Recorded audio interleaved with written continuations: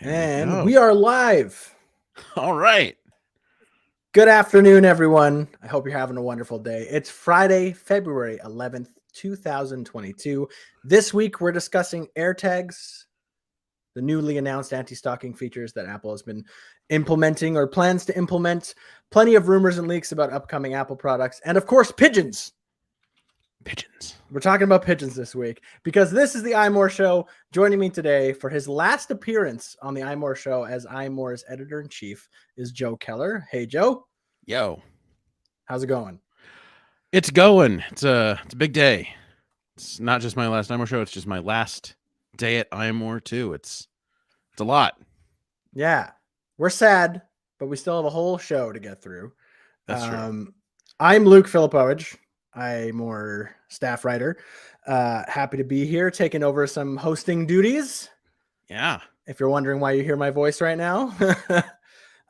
Before we jump into the show, though, I do have a quick announcement. As we had just mentioned, Joe is leaving us, which we're all very sad about. So there's going to be a few changes to the iMore Show going forward. But the biggest change you need to be aware of is we're actually changing the time we broadcast every week. So starting next week, that's Friday, February 18th, the iMore Show will be live at 11 a.m. Eastern Time. I'll say that again, at 11 a.m. Eastern Time, which also happens to be 8 a.m. Pacific Time. Of course, if you don't catch us live, don't fret. You'll always be able to listen to us on your podcatcher of choice or right here on the iMore Show YouTube channel. So if you can't catch us live at the new time, that's fine. But just with a few of the things going on, some new guests, some new hosts, things that are coming down the iMore pipeline, we decided to sort of take this moment to sort of shift gears a little bit and just change the time to something that works a little better for everyone involved. Definitely. Yeah, but don't forget to, as always, we love our live listeners. Come and comment if you can at 11 a.m. Eastern next week. All right, jumping in to everything. AirTags. Yeah. AirTags have been kind of in the news a lot since they've been announced. Of course, they came out last spring at Apple's last spring event, which was chock full of plenty of products and services. And AirTags have kind of constantly been in the news. It's been like, there's good things and there's bad things, but I wouldn't blame anybody if they feel like they've been hearing a lot more bad news about AirTags lately. It seems like you can't go a couple weeks without hearing about somebody being tracked by one or finding one, in their personal belongings that doesn't belong to them. Cars being stolen by finding out where they're parked by people using AirTags. There's definitely been quite a bit of bad press. And a lot of that isn't actually Apple's fault. Like AirTags have already, from when they first launched, Joe, AirTags already came with some very specific and very tailored features to kind of, sort of curb this sort of like abuse of their their technology. Of course, like it starts off right off the bat with, as soon as you have an AirTag, you have to put it to an Apple ID. So in some way, it's at least traceable to an Apple ID. Now, whether you can make fake Apple IDs or fake email addresses, all sorts of things, but it also has a unique serial number. Every AirTag has a unique serial number, so you can't really get away from having some sort of identity being able to be trackable to somebody who purchased and set up that AirTag. But Apple has recently kind of come out with a few more changes that it plans on making to AirTags to sort of combat some of this negative press / the actual, misuse of these things. Because look, nobody wants to hear of somebody being stalked, of people feeling unsafe, of cars getting stolen, of the myriad of things we've been hearing about AirTags. But Apple's not the only one who makes trackers, and they weren't even the first people to make trackers. They're actually pretty late to the tracker game. Yeah, kind of notably. Yeah. So it's a bit of an odd problem where Apple Apple, like, they're in a bit of a tough spot because I think they could very easily kind of ignore all this and just be like, look, we have anti-stalking features that are actually pretty good. But and there's other companies that, haven't in the past. Like I remember, when my friends first started getting tiles quite a few years ago, nobody then talked about people Mhm. being stalked by tiles. I'm sure it probably happened in some cases somewhere. And something, and I mean, Tile, as far as I know, because I haven't used Tile in a long time, but as far as I know, Tile hasn't ever had, well, maybe they might now, but they didn't used to have any sort of anti-stalking feature. Yeah, they They do. didn't They have do any now. alerts. Last year, Yeah. when they announced their new product line, they did Mhm. announce some anti-stalking features. And you know Well, there why you they go. probably announced those? Because Apple had anti-stalking features Mhm. in its AirTags. Yeah. Um, it's kind of the negative and the positive, what we call the Apple effect. The fact that Apple, they have the privilege and the curse. It's mostly a privilege, but the privilege and the curse of being one of the most recognizable brands in the world and one of the richest companies in the world as well. They have that brings a lot of awareness to anything that they do, right? As soon as Apple does anything, regardless whether it's launching a new iPhone, launching a new product line like AirTags was, or literally doing anything like closing down stores or you know like making staff changes, somebody's going to notice because they're just so huge. So you can you can chalk up a lot of this AirTag stuff to Apple's just prominence in the industry. um, it's not that people weren't necessarily being tracked before by some sort of Bluetooth trackers, whatever, but Apple came along and made the AirTag, and probably sort of the best tracker in terms of the Find My network being so dang useful Mhm. and so widespread that now you're starting to hear a lot of this, bad stories that kind of come along with, this sort of technology. Now, what I like about what Apple's doing is I think Apple could have very easily shrugged a lot of this off, and they could have pointed to their competitors and been like, look, this was a problem before we came along. Like there's other trackers out there. There's other trackers that don't have anti-stalking features as prominent as our trackers do. Like there's always going to be bad people in the world, which is true. And it's an unfortunate, crappy part about the world is that there's always going to be someone who is looking to abuse something when it comes to technology. Mhm. But Apple didn't do that. So yesterday they actually announced that they are adding a few other features to AirTags in the future. They're not here yet, and they haven't said exactly when they're going to launch, but they are going to add a few other things to sort of help with some of this confusion slash some of the maybe the worries that some people might have around this. So the biggest one probably there's a couple different changes that they're making. The biggest one is probably they're going to add precision finding, which if you have an AirTag and you have an iPhone 11, 12, or 13, you'll know that if you have an AirTag, say, like I do on my keys, and I can't find my keys in my house or whatever, I can turn on precision finding and it'll give me like a little arrow if you're within, so I think it's like within about 40 feet or Mhm. something of that other device. Yeah. And it'll give you like a little arrow, and you can like using a lot of the different tracking technology and sensors, it can like sense where the AirPod is and give you a bit of a bearing, and you can actually like walk around and then you should be able to find it.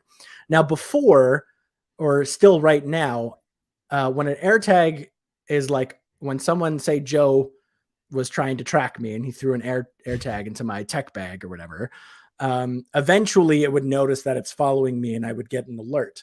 But once I got that alert, I wouldn't be able to do anything other than essentially try to find it.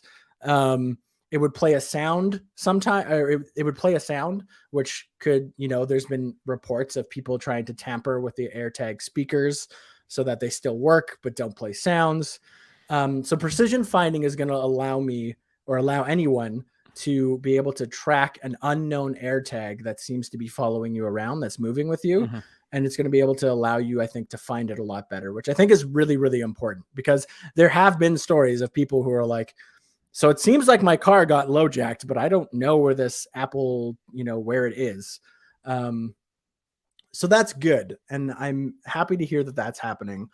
I think the other big news out of this that they're going to that they want to do is they're kind of it's not really so much a feature as more of a clarification, but they've officially clarified kind of how these notifications work, because there have been a couple reports where they would get people would get notifications saying that an unknown accessory seems to be in their location, and that would freak people out. Like understandably, but apparently, if you get that message, that's actually referring to AirPods, things like AirPods Pro, AirPods 3, AirPods Max. It doesn't actually refer to AirTags. So if it says unknown accessory, that doesn't mean that an AirTag is following you. If an AirTag is moving with you, and it does, and your Find My does sense that it's moving from location to location with you, you will get a notice that says unknown AirTag is moving with you, which is a very, very good and clear distinction to understand the severity of what's happening to you if you happen to be in this situation. Yeah, so I just like people like to hate on Apple, and there's reasons to hate on Apple for sure. I don't think AirTags is particularly one of them. I think they've had pretty good anti-stalking features since the beginning, but technology always moves faster than the rest of the world, it seems. Yeah. So even though trackers have been around for quite a while, now that Apple has, skyrocketed their, perception in the cultural zeitgeist, to say, I think a lot more people are now going to be paying attention to this, and this is actually a good thing in the long run. By Apple sort of coming out and talking about this and trying to make improvements to make their product even safer. And very specifically, also one thing that they mentioned in their release yesterday was they will, and they have already, will cooperate with law enforcement officials if there is disputes and valid legal reasons for Apple to do so. And they even went as far as saying that they have in fact traced back AirTags to perpetrators of crimes like stalking with AirTags. So I feel like you kind of have to be stupid at this point to even use an AirTag to try and stalk someone. It is certainly a questionable decision. I can't remember the one thing I can't remember off the top of my head right now, Luke, and maybe you have some insight into this, is how long it takes for you to get an alert that you're being tracked by an unknown AirTag. Like, so someone someone, I don't know, manages to stick an AirTag into the wheel well of my car, let's say. How long, and I drive off, how long before I get an alert that that happens? Yeah, I don't know. I don't know the exact time because it's never happened to me, thankfully, and I haven't actually tried it. Although all this stuff has made me want to try it, obviously on someone I know with their consent. But Apple does say that it is looking into the way that it notifies people and how soon it notifies users that an AirTag is an AirTag is following someone around. So I think that's also part of this too, is that they do realize that perhaps maybe it is a bit too long, because I know it has to follow you for a significant amount of time. Because if you're next to someone and like say you go to your to the park with your friend or whatever, and then all of a sudden there's their AirTag on their keys around you, which your phone wouldn't recognize. But like if you're only there for if you're with your friend at the park and then you leave, and you go away, it's not going to necessarily notify you in that small amount of time because, and in a lot of ways it probably shouldn't. But if that AirTag, if it locks onto you at the park and then you kind of keep going and you've walked away from the park, you've gone back home, you've driven to the restaurant, you went to have dinner, and it still seems to be with you, that's when it'll kind of notify you. So there is a decent amount of like lag time. And I think Apple is definitely looking at ways to sort of reduce that where it makes sense. But you're still going to come, like you're going to come and it's not going to give you, even when Apple changes it, I doubt it's not going to give you a notification, immediately. There has to be some sort of parameters, because people are just walking around with AirTags everywhere, right? And the whole point of Yeah. AirTags, as uh, a device to help you find lost items, is it needs that, it's supposed to be widespread. It's supposed to Yeah. kind of, Like bounce off people's iPhones and it's the Apple whole devices. appeal. It's the whole appeal of the Find My network. And like you said, like I have an AirTag attached to my car keys, Mhm. So there's an unknown AirTag around everyone I go to the grocery store with on any given weekend. Yeah. You know, everyone Um, is always there at the same time as me. yeah. So it's really interesting. And I'm glad that this stuff is, being talked about. I think that if we even take a more macro view at it and step out, I think that there's even in some jurisdictions, not everywhere, but in some jurisdictions, law enforcement has a tricky time sort of dealing with these kind of stalking measures, just because there's the base level where the technology is newer and maybe the law enforcement hasn't come in contact with it as much, but also there's also, I think, some discrepancy in certain places and certain jurisdictions about like what they can actually charge people with, and how serious stalking with a device like this is actually Yeah. taken. And so I think like this, a lot of what this is doing, and by Apple, championing, I can't really say that word that well. This, kind of taking on this cause and saying like, look, we hear that there's these stories coming out.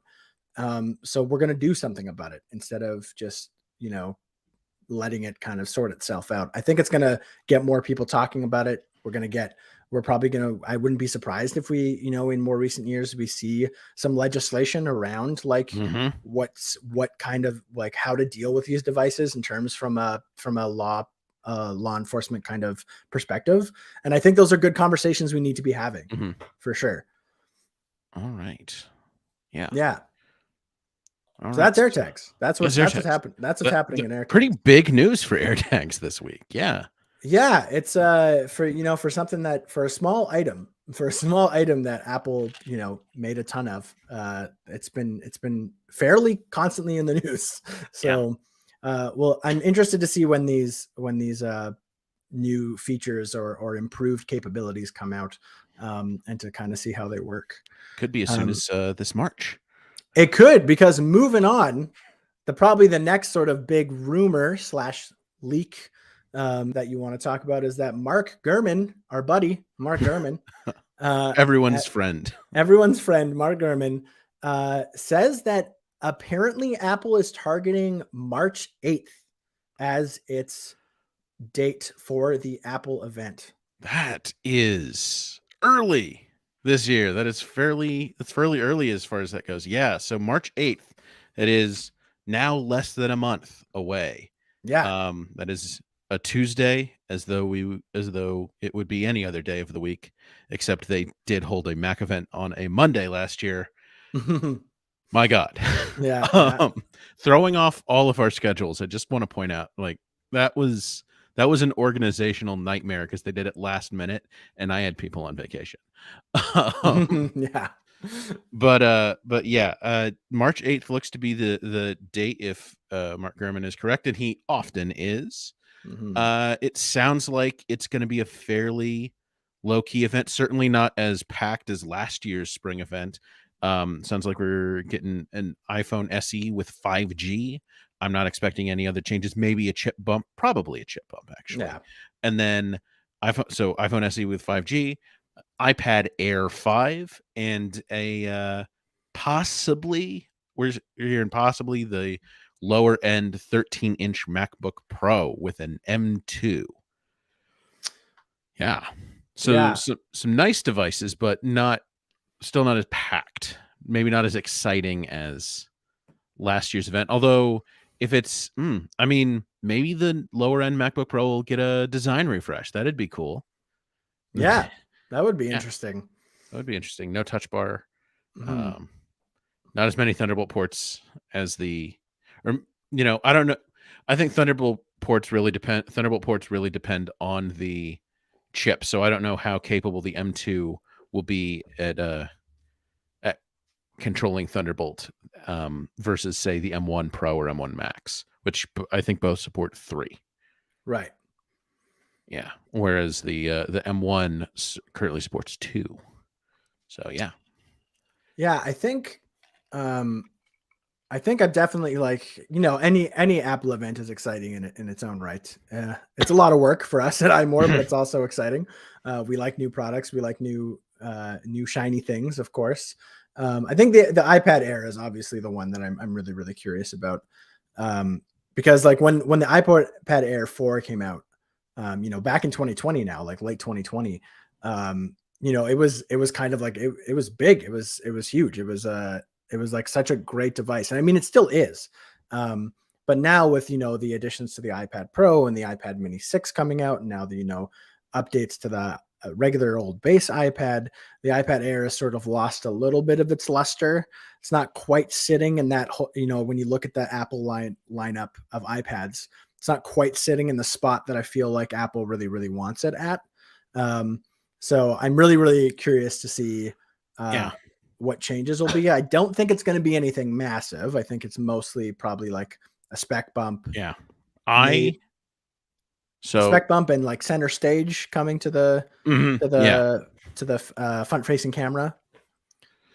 Yeah. That's probably my most likely bets. So thinking about the iPad Air, I think what we're going to get is just it's going to be brought in line with the iPad Mini. I think. And it's currently the only new iPad that Apple produces, like, iPad that's still rolling off Apple's assembly lines that doesn't have center stage, right? That came to, like, Apple rolled that out pretty fast last year, right? Yeah, it's on the iPad Mini 6. It's on the regular iPad from 2021. It debuted on the iPad Pro. Yeah, it debuted on the iPad Pro. So yeah, they rolled that out real quick. I was actually really pleased to see that came to the rest of the line so quickly. Yeah. I think that's one of those technologies that we're going to look at in a couple of years and say, oh, that's what it's going to be on some product. And we're going to be like, oh, that's what center stage was really about. It's about this, like, we keep hearing rumors about the HomePod the HomePod that's a sound bar, but it also has like a camera in it. That was one of the ones from like middle of last year. And yeah, I can see center stage really being about the home more than it is about the iPad specifically. Although the iPad is a great place to test it because for a lot of people, it is a kitchen computer. Yeah, totally. And yeah, since I've said this before on the show, but like I love center stage. I think it's great. Since I've gotten it on the iPad, the baseline iPad from last year, the iPad Gen 9, right? That's where we are now. I've been using it like pretty much anytime I actually want to have a video call. It's going to be on that iPad because it's just kind of one of those things that just makes sense and it just works. Yeah, and developers have done a good job at incorporating it into their video calling apps. Like we here at Future we use Google Meet a lot. And it works on Facebook Messenger as well. Works on Facebook Messenger. Zoom, I think too. Yeah, I'm pretty sure. Yeah. So I don't use Zoom as much. It's ironically in the whole pandemic, I have not used Zoom nearly as much as everybody else. Yeah. Yeah. So March 8th seems so early, but it's not like they haven't had it early before. And in fact, I mean, it's been a while, but back in like 2012, I believe it was like March 7th. It was like the first, essentially the first Tuesday or that might've been a Monday. I can't actually remember, but I think it was a Tuesday. But it's been a while. So it's been a while since it's been this early. We've had, like more the 3rd or 4th week of March pretty often. Yeah. You have to go back a decade to find an example. So yeah. So it's pretty early, but I'm excited to sort of see what comes out of it for sure. It is good though to really get back into, just start jumping into the Apple event season that lasts, 6 or 7 months of the year. The other part from that Gurman report as well was actually not specifically necessarily going to be coming up at the March event. but apparently in the iOS 15.4, which brings universal control and also Face ID with a mask Mhm. to the iPhone, is apparently going to launch sometime in the first half of March. Yeah, That's that their that's what the what at least that's what Gurman has been so saying. if we bring up the calendar, which I Yeah. like to do, um, if the event's on the 8th, it could be that week or it could Mhm. be, middle of the following early to mid of the following week. So like Mhm. the 14th through 16th. Um, but yeah, that's about when you would expect it now since it's entered the now second stage of the beta period. We had the second betas for everything this week, I think. And yeah, that sounds about right, especially if there's an event that early. And they'll have some stuff they want to show off. I mean, earlier this Mhm. week, to piggyback off the 15.4 stuff, Yeah. Apple announced a new feature coming in 15.4. Well, they didn't say it was coming in 15.4. I don't think I think they said later this year or spring, but it's tap to pay directly on iPhones. Yeah. So instead of needing something like a Square reader, you could just, if a merchant has an iPhone, you could just tap your iPhone to it and you could use Apple Pay just like Yeah. that. And it's interesting. The code for this feature showed up this week in the second 15.4 beta, which is Yeah. probably why they announced it because they're getting ready to ship it. Totally. Um, yeah, that was it's kind of it's something I think a lot of people have been predicting for a while, but it's also not something I was expecting. Certainly not expecting in a point X release. Yeah. And it's definitely one of those things that like it has the potential, like, does this wipe out Square? Ooh, Like yeah, I there's always a bit of some of that, with Apple being so big and so prominent, there's that negative consequences of the Apple effect that sometimes there trickles there's down to businesses being unfortunately somewhat obsolete. there is definitely a competition question that needs Yeah, to be asked about this. for sure. I would say Apple, if you want to solve this question, just make everything an API. um, Mhm, right. just let Square do it. Yeah, I Yeah. actually let me see here. Tap to pay, tap to pay. Yeah. I can't remember if they said anything about third-party apps. But it is something that'll be. I mean, merchants will be able to integrate in their own systems.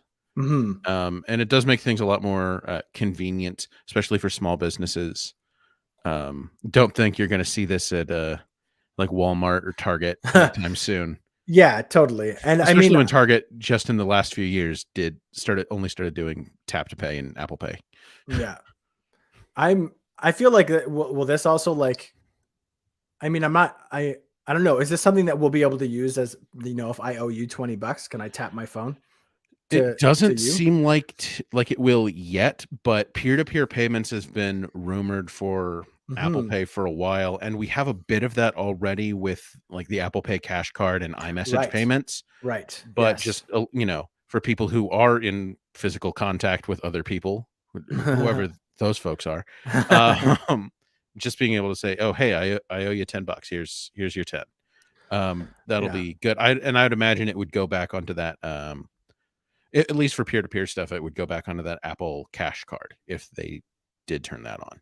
Yeah, I think that would be something that I'm more excited for. Not that I have an Apple Cash card at the moment, but like Mhm, that could get me to buy in if enough people I know around me have iPhones, and it becomes a more useful way because e-transferring I don't mhm. e-transferring through your bank or even sometimes iMessage and stuff isn't always necessarily the best option, so it can be a little messy at times. Um, Yeah. but yeah, so that's probably what excites me the most about like, more of this tap to pay stuff, Mm. and using NFC and things like that coming to the iPhones in the future. That's I the stuff I that I I gotta say, it's a little bit of a tangent, but you brought it sure. up. So you opened the door, counselor.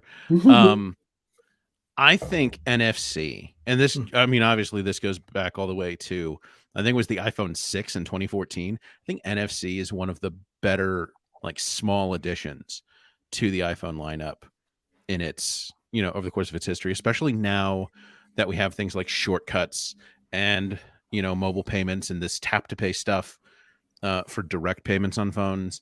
I gotta say, I love it. I use NFC on the iPhone every day more than some other more prominent and more famous features like like I use NFC more than I use the camera.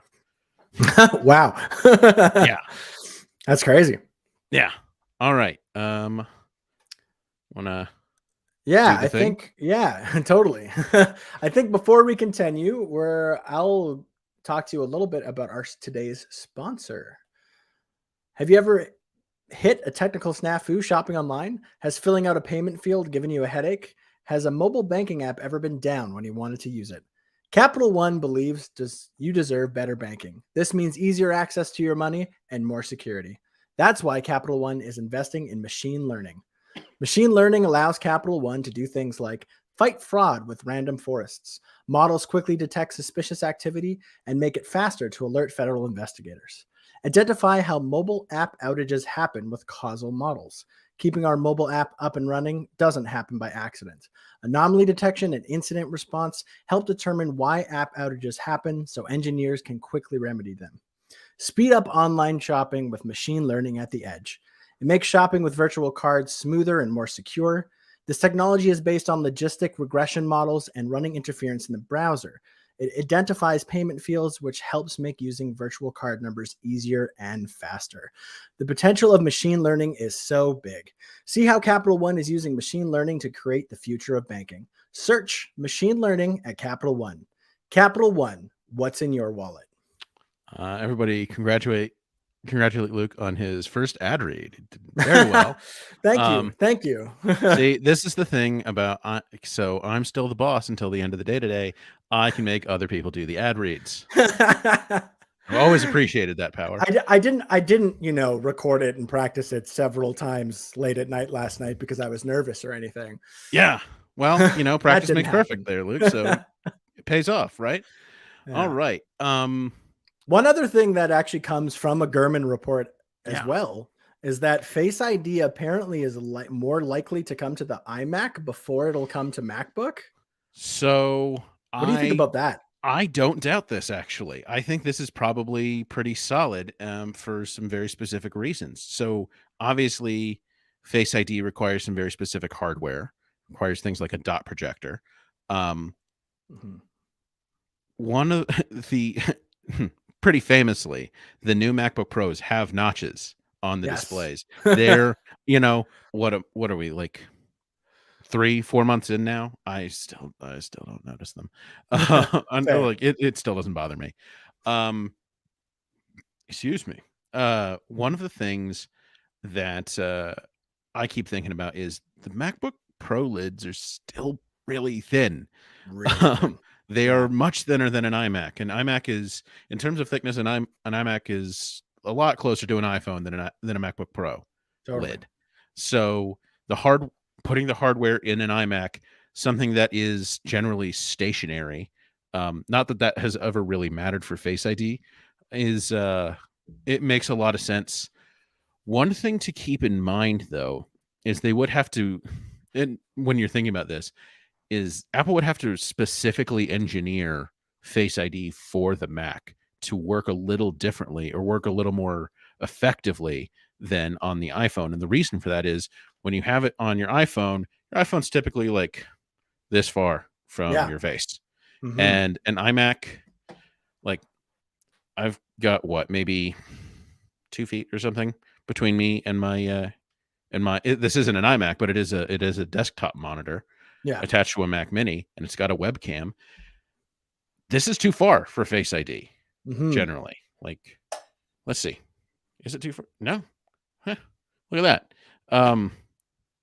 Never mind. It actually unlocked, but oftentimes, but you can be too far, and I might be closer than a lot of other people. There is a sort of a minimum distance that you have to hit between, like, I can't unlock Face ID from across the room.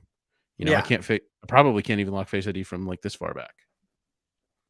Yeah. But yeah, I mean, people use their computers at all sorts of distances, much different than when they use their phones. Phones are always a lot closer. Mhm. But yeah, I think it will mostly be a matter of fitting it into the sort of camera area itself. I don't expect, he says it, having not expected it on the MacBook Pro, I don't expect a notch on an iMac anytime soon. iMacs, they Have have bezels. bezels. They just have bezels. Yeah. Yeah, they just have them. It's a lot easier. I always thought it was funny though. There are some like Windows laptops that have their webcams now down towards the hinge, and I Mm. always thought it would be interesting if Apple put Face ID there. It would be more at that point like Chin ID. Interesting. Chin IT. Yeah. Um, yeah, I mean, I think you definitely hit the nail on the head. Like Face ID, it's mainly about, it's a space issue, right? We Mhm. need those sensors. We need room for them. They need a certain amount of thickness to be able to fit into an enclosure. Um, I Alternatively, just do you want a bigger notch on the MacBook Pro? Because we can get a bigger notch on the MacBook Pro. That's true. That's always an option, I suppose. Mhm. Um, it's just, it's interesting to me from a bit of a usability standpoint. Like obviously if I had, I mean, I use an iMac right now, and obviously if I had Face ID on it, I'm certain I would use it. But like, I feel like with the portable nature of of a MacBook, it's like a more useful use case, like opening Mhm. up in a coffee shop and open up your lid, it scans your face and boom, you're in, kind of thing, rather than, Touch ID or what have you. And if like for an iMac, it's kind of like I it's not something I need, Yeah. it doesn't seem as useful. Not that I wouldn't use it, but just like I don't have any particular pain points with logging into my Mac. You know what I Well, mean? yeah. So one of the things that I've noticed and I think about is Apple's biometric authentication. They like to use what I'm going to call an active consent model. Hmm. So with Touch ID, that's easy. You're actively placing your finger on a fingerprint sensor. That way, the device knows, hey, this person wants to unlock their device, and so Touch ID goes on, Right. go up. With Face ID, I mean, think about Face ID on any iPhone or iPad that has Face ID. You it you know you look at it and it unlocks, but then you have to swipe up. Even where are we now? Almost 4.5 years later, we still don't have an option to just open the phone on when Face ID unlocks. You still have to say, yes, I want this. And Hmm. so it might also ultimately be a convenience issue when it comes to the Mac, because on the Mac, you don't have a similar interaction. Like Yeah. you would have to, even without a passcode or Face ID, you still have to swipe up to open your iPhone. You still have to swipe up to open your iPad. Hmm. You don't have a similar interaction on the Mac. You just enter your password and you're there. So on a Mac, you have that affirmative consent with Touch ID, but you add an extra step when you have Face ID, because they're not going to want to get rid of that. They still want you to know, hey, you are now unlocking your device. Yeah. Yeah. So I do think it's oh, my phone was setting off my calendar. Or my watch was setting off my calendar. So yeah, they want you to be able to say, yes, I know I'm doing this. And so I think it's probably a convenience thing, because like, on a MacBook, when I'm waking my MacBook Pro from sleep, I lift the lid and I just hold down on I just tap really the Touch ID sensor and I'm in. Hmm. Yeah. So now it unlocks and I have to like press a button or swipe up on the trackpad. Like, yeah, yeah, Yeah, that's true. It's an odd use case. I never even really thought about it that way. But the fact that like, yeah, the whole point of authentication is not only authentication but like consent, right? Like the idea that hmm you want to open your phone right now, or you want to open your Mac right now. And yeah, I guess if they you would think like maybe like would they just omit that for a Mac usage? But that surely seems not. yeah, that seems counterproductive from a privacy standpoint. Yeah, especially if people are using these things at work. I mean, Yeah. think about that. Right. You know?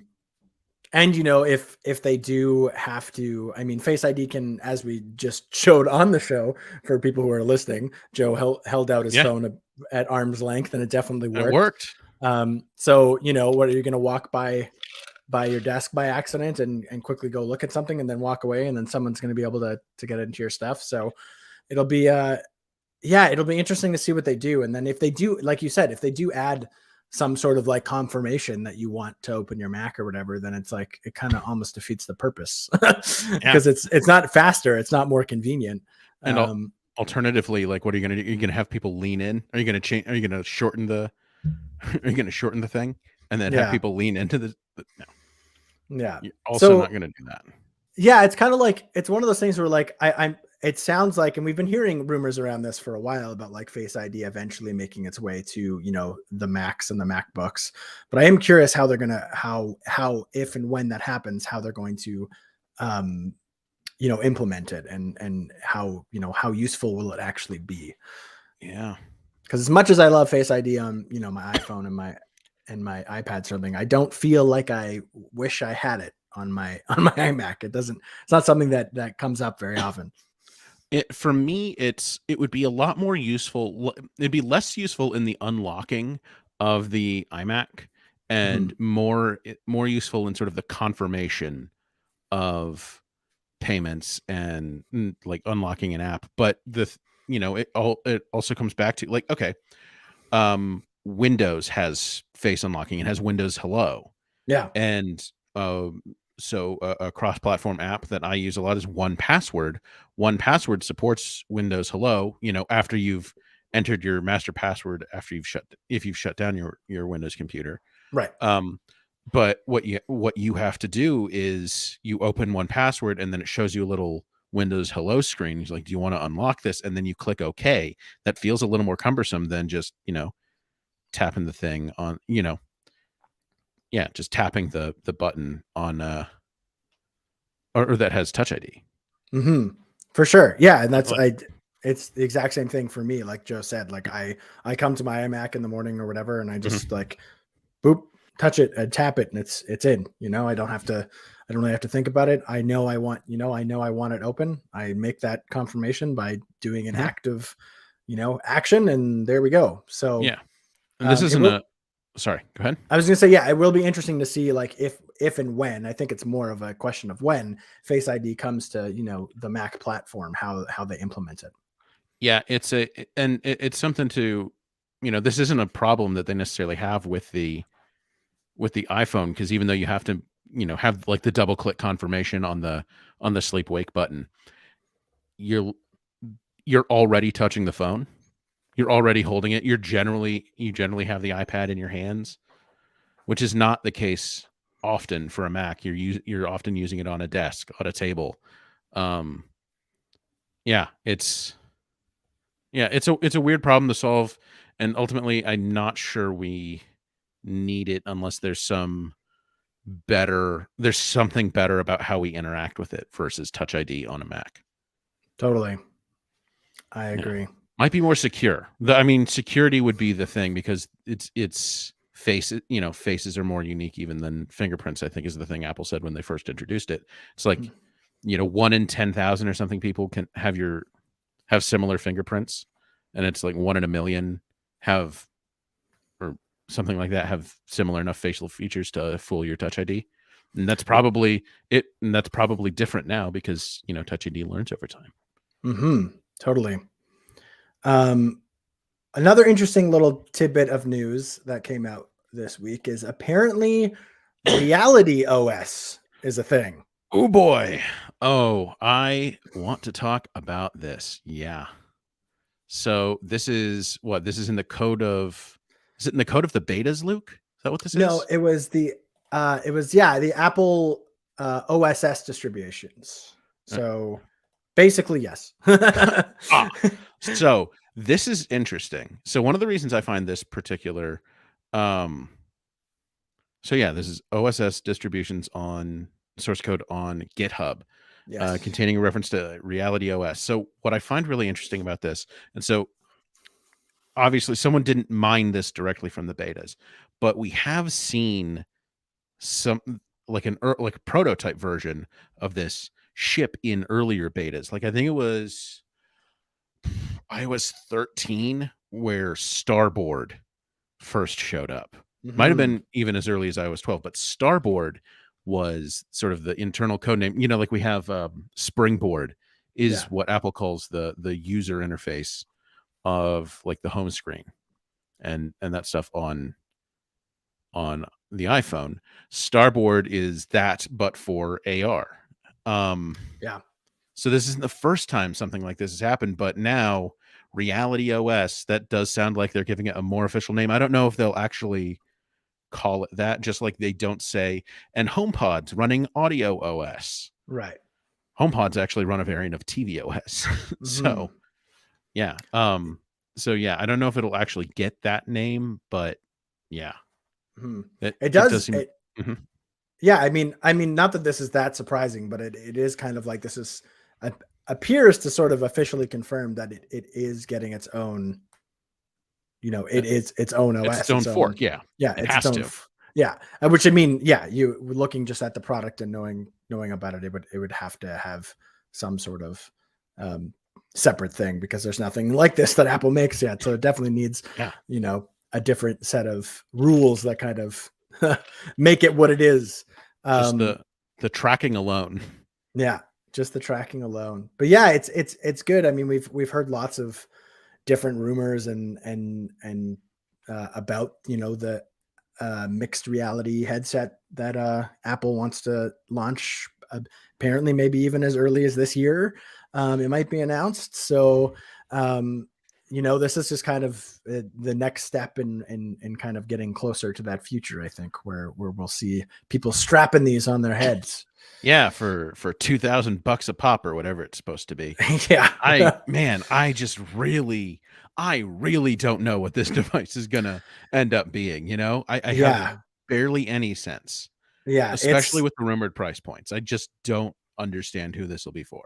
Yeah, neither do I. I mean, you can shake your head and do an eye roll and say it's all the Apple tax, which, is potentially a fair argument, but like if this is meant more as consumers, like it's hard, or more as especially if it's meant like a gaming consumer device, like it can't be that price. It can't be. It can't be Like $2,000. No. no one, I mean, not that no one would get it, but like it can't be that if they're trying to I compete, wouldn't get it, certainly, right? and I'm me. So, Like if they're trying to compete with the vibes and the Oculus is like y you can't you come in can't at that price high, over a Vive, even if right? it is. Yeah. Uh, Unless somehow it's so amazing and somehow has so much developer support behind it already that it launches yeah. with like an insane amount of Now features and games and yeah, apps.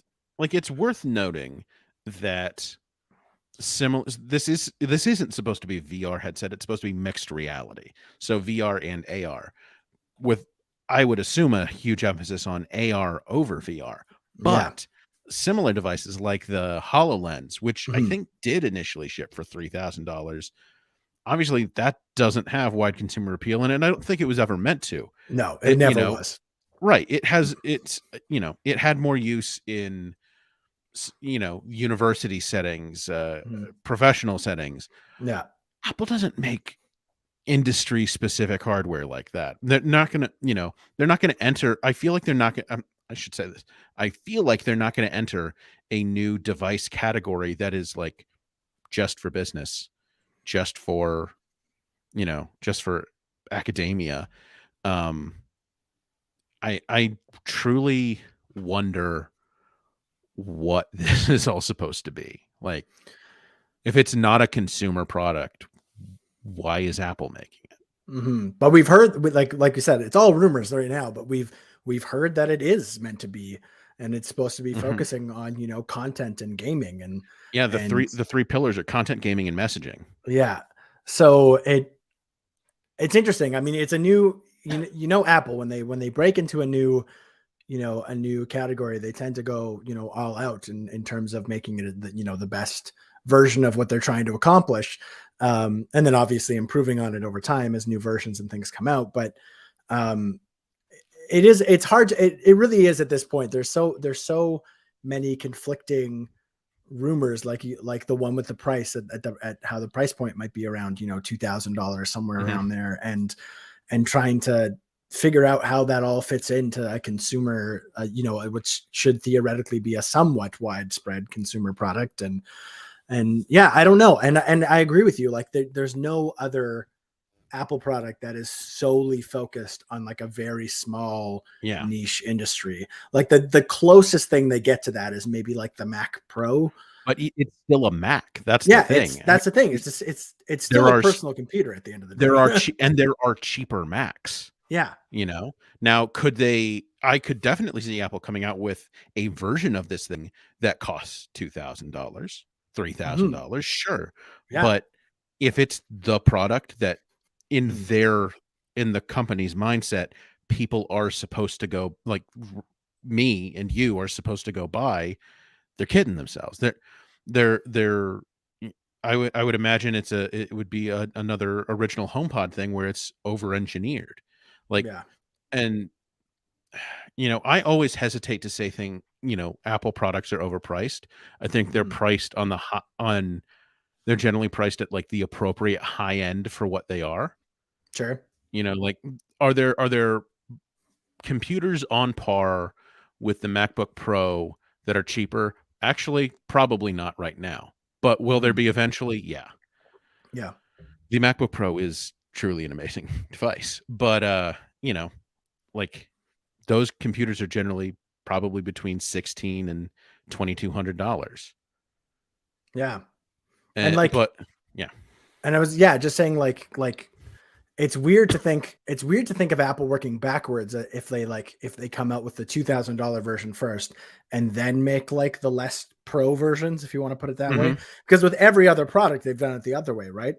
AirPods comes out, they see how that does, then they make an AirPods Pro, then they made an AirPods Max. Certainly in Um, recent years, yeah. yeah, and so it's weird to think of Apple like is that their plan? Is their plan to go like really big and really hard and more towards the The high end professional set. first and then bring it down? Maybe they need more time to bring down the technology to a price point where they feel more comfortable lowering it. Well, yeah, I'm not sure. we've heard a lot about the actual hardware that's going in. It's supposed to be like three 4K displays or something like that, something Mhm, ridiculous like that. And you don't have to go that hard. You really don't, to make a good experience. You don't. I mean, mhm. 4K to make an experience that Apple wants, probably you do, Yeah. but three displays? Mhm. And how heavy is this thing going to sit on your face? That's also going to matter. If it's very Yeah. expensive and very uncomfortable, who who's going to get that? Yeah. I don't know. It's Yeah. crazy. It's But crazy to see but what. it is interesting that we now have Reality OS that does suggest that it is, if not, even if not this year, it is getting closer, Yeah, it suggests that a it's a lot reality. closer. It's a reality. That's It's a what it reality. suggests. All right, before we wrap up the show, I want to touch on something a little quick, a little bit of a lighter and very different news than we're used to getting for Apple. I told you we were going to talk about pigeons at the Well, top of the show. lighter in a certain sense, Luke. Yeah, Lighter in a definitely, certain sense. and potentially darker in a different Yeah. sense. But an interesting story kind of that came out this So week strange. was an iMac, a Brooklyn bystander claims that they've witnessed an angry spouse in Bushwick throw an iMac out of a window, killing a pigeon in the process. That is a real headline from the world today. Um, and I mean, So there's a picture of it. You can see it on. You can go see it on Twitter. Go to iMore and see the article. that poor It pigeon. the poor pigeon. Yeah, I mean, It didn't uh, ask for that. it didn't. I know that pigeons get a bad rap because there's a lot of them and they can cause a lot of mess. But at the end of the day, its life was very much cut short by an errant computer, which is not something I think a lot of people can say, or even a lot of animals can say. I also I'm looking at this photo, Luke, and I think I'm also seeing a TV. So Yeah, this may have been part of a little campaign of electrical purge. yeah. Um, Totally. But Wild. yeah, you can see the pigeon underneath the Poor iMac, guy. and it's odd. It was a bit It's of a so weird piece of weird. it's a bit of a weird piece of news. And I'm sure whoever I I don't don't know what care. the dispute was about or what was going on, but I'm sure that whoever's iMac was broken was probably not happy about it. Here's my question. Here's my question. Who throws that much money around? Who throws that much money literally out of a window? Somebody very angry at the person who bought it, I suppose. I guess so. And let's see, what kind of iMac is this? Let's see if I can identify I, it. it looks like a 27-inch iMac, I Yeah, this is think. definitely not one of the new ones. Yeah, It's too thick to be one of the newer ones. Plus, it's like silver. yeah. It's like or maybe space gray. It's a Hmm. darker silver anyway. It's not like the newer ones. So yeah, it's an older iMac. Yeah, that's like a 27-inch iMac fully just thrown out a window onto a sidewalk, Onto a killing a pigeon. killing a poor pigeon. Yeah. And I don't understand who you I don't understand how you throw that much money literally out a window. Yeah, I don't know. I've been angry before in my life, but I don't know if I've been that angry. Yeah, no. My anger is like the level of my anger is like I'm gonna punch a pillow and then like go for a walk. Like I will go for a walk in frigid temperatures before I throw something that expensive. Yeah. Yeah, I'll send some nasty tweets maybe, but that might be about it. Yeah. Yeah, complain about the Canadian government on Twitter, but Yeah, but, yeah. yeah, a little bit of a weird Little a odd weird story to moment. wrap up the show this week. Yeah. Yeah, um, so as we said at the top of the show, this is Joe's last day at iMore, not even just on the iMore show, but at iMore, and yeah, we're sad, Joe. We're gonna miss you. We're gonna miss you. Yeah. I've really, speaking from a personal standpoint, I've really appreciated, our working relationship and kind of everything you've mentored me through over the years. We've been working together now for 6 years, and Mhm. um, yeah, I'm just I'm happy that you're at peace with the decision and that you're looking forward to the next new big thing. And I'm happy Yeah. for you, but I'm gonna miss you around these parts. Well, I'm gonna miss you too, Luke, and I'm gonna miss everybody at iMore and at what is now Mobile Tech Vertical. It used to Mhm. be Mobile Nations. I've enjoyed working with all of you over the years, and you too, Luke. And I've enjoyed being the host of the iMore show. It's always been a fun little challenge at the end of my week. Um, she's not here, but I do want to thank Karen for being my steadfast co-host this entire Yes. time. I hope, Karen, you're enjoying your travels. And yeah, I said some of this stuff last week, but so do forgive me for repeating myself. But thanks to everyone who has shown up time and time again in the comments. I've always really enjoyed some of the discussions that you folks get into and the comments that you leave and the questions you ask. And also everyone who listens later. I've always appreciated you just the audience that we've got. It's a wide range of people with a diverse set of interests. Jim, as always, you always do whatever you can to salvage whatever audio we throw at you, um, for better or for worse. And you always make it sound better and, in fact, wonderful. And yeah, it's been a whirlwind. It's been a wild year. Yeah, you can say that again for sure. Yeah, Yeah. and yeah, Well, I'm trying not to. I'm fighting back a little bit of tears here.